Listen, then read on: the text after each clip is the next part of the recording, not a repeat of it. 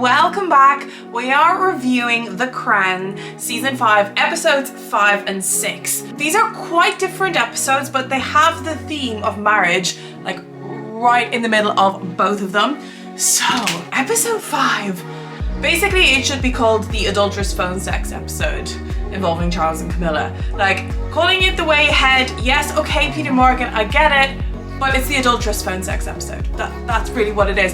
And I thought it was really well filmed, I thought it was really well done. It was so cringe to anyone else. Like, but the thing is, like, everyone has had those conversations when they've been in love. Like, Princess Anne, like, said it reminded her of teenagers. And like, it definitely, like, for me, it reminded of like the passion teenage years. I'm not gonna make any comment, but that's exactly what it did remind of. But I think it was well filmed in that while these conversations were going on the phone between Charles and Camilla, the camera focused on the wedding bands. The wedding band that was on Camilla's hand when she like had her hand on her chest, or stomach, like that was showing that, and then it showed Diana's reaction, and when she was carrying, when she could hear the recording of their basic phone sex, and then it goes into that beautiful blue sapphire ring. And you know what, like, this episode is going to hit home with a lot of people who have had spouses, male or female, doesn't matter, who have cheated. And then it's going to make you think, like, oh my god, when they were cheating, they were probably having exactly the same conversations. They may have like since discovered on their phones and text messages, like sexting. Like, this is going to hit home for a lot of people. So it's really raw for a lot of people as well watching this. Like, it's really embarrassing for Prince Charles, I get that, but I'm sorry, you were committing adultery. Like, I would have more sympathy if you were doing that with Diana. Not that, I don't know if he's ever done that with Diana, let's not go down that road. But you also see like the impact on the family around. You see Andrew Parker Bowles, like when this comes out in the newspaper, like, let's be honest, like the way it's portrayed, Andrew Parker Bowles knows full well of the extent of the affair. And so here's the other thing, my other half in watching previous episodes was like, why does he answer the phone and then pass him over? And I'm like, I'm sorry, this is the future King of England. And he's like, so? It's a human person like anyone else who's carrying on with my wife. He can go and, you know. But the reality is, monarchy means something to people here. That's, well, some people here. Let's not go down that road. So yes, episode 5, it focused on that whole saga, and then it also focused on the aftermath, and then really in terms of the way forward, swiftly named Way Ahead group by Prince Philip, trying to revolutionize the monarchy. And like, here's the thing, like, Prince Charles does actually have some really, really good ideas as to like how to bring it forward, and having the monarchy self-funded, like, yes, let's not take taxpayers' money and pay for the monarchy. Let's have them self-funded if they can do that through investment vehicles, all of the commercial enterprise that goes on surrounding the royal family. See if that can fund it. But right when Charles is just getting a voice and the Queen was like, oh, maybe the solution is right under our noses, the scandal hits, all his credibility is lost, and he receives the most embarrassing telling down by his father in front of the whole family, and not just the family, like the other members of the Way Ahead group, and basically then just gets kicked out of the room. And it's like, whoa, this is him speaking to, okay, his son, but the future King of England. And then you see Charles setting up his own court and planning for the future. They end the episode with showing all the really good that the princess just has done, and that is amazing. Like, that is something that has actually had a positive impact, and it said it's returned more than 1 billion to society. Good, as it should. They're actually doing something good for society. Does that mean you are happy with a king who has committed these issues before? I don't know, you tell me. Another like really interesting point of this episode was the Jonathan Thimbleby interview that was conducted with Charles after the whole scandal came out to try and make him more accepted in society. It focused on as well like the key question, defender of the faith, is in the Church of England faith, or just defender of faith. And you can see Charles's views there, like, why should the monarchy only defend the Church of England? Why should the Church of England have a monopoly? What about the other faiths or going on in society? And I was really, really interested that when King Charles, now King Charles, came to the throne, again, he hasn't had his official coronation, but he is on the throne, and he did say defender of the faith, So I'm sort of like, It also raises the question of what do people want in their leaders? Do they want someone who's like a deity or someone who's fallible, who errs but who learns from their mistakes? And like, nobody is infallible. That is so true. And as much as you have the people, the victims of adultery, you have the members of society all around us who have committed adultery and who will be able to relate to Charles and his struggle. Like, yes, Charles was basically forced into this marriage with Diana. That's the public opinion. That's what seems to be the case. You feel for the family, you feel for the children, Camilla and Andrew's children, like the wider implications.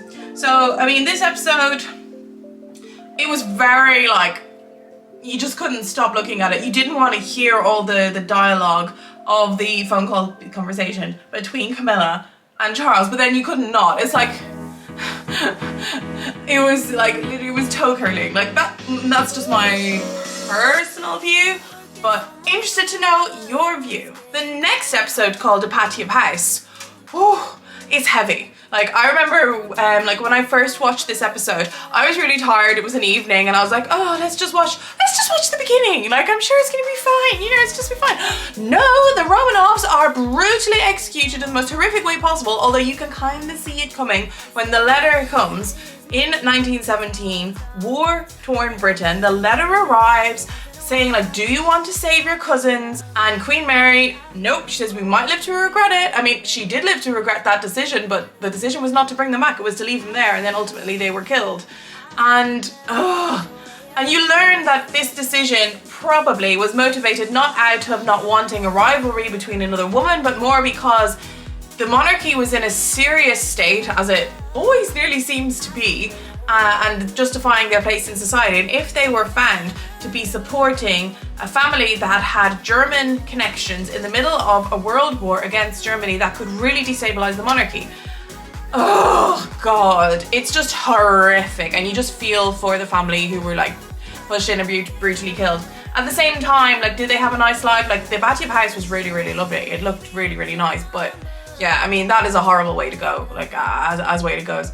But then you also have the relationship between the Queen and Philip under the spotlight. And very, like, in contrast to episode 5, like, you see the adultery, I don't want to use that word, but you kind of have to, that the Philip is not committing physical adultery with Penny Rumsey, his godson's wife, but it's emotional adultery. And like, the Queen is like so hurt by this, and like, he just doesn't get it. He's like, no, it's fine, like, you need to like bring her in so that no stupid journalist or that will come up with an opinion. And like, you can see the pain in her eyes, and she gets visibly upset. And she makes like a good statement that in this about Queen Mary, and that yes, when Queen Mary found out that the Romanovs had been killed, she was distraught, but she could not show the emotion, and that's the nature of a monarch, is to not show emotion. And then you have the Queen trying to uphold that value.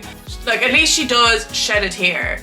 But yeah, you have this episode which focuses around the relationship, the marriage, 47 years in, and the Queen and Prince Philip, they have nothing in common. And like, also, I will say this episode will resonate with people too, because I'm sure people who are in very long-standing marriages have grown apart. Like, people develop, and they're not always going to develop in the same way, and yet you've taken these lifelong vows till death us do part, but you might not be happy. And you can see that you can see that there's been a way to make this sort of work, in that you tolerate each other's interests. But like, is it right to pursue a marriage when you've got nothing in common? And you hear Philip speaking about disenchantment with the Queen. Like, those are daggers. Like, that hurts. Even if it's the truth, that flipping hurts. And like, I don't want that to happen with my other half, but like, no one has control over that. Like, you just don't know how people are going to develop and the interests. John Major quotes Dostoevsky, who stated that marriage is about not trying to change the other person, not trying to change their soul,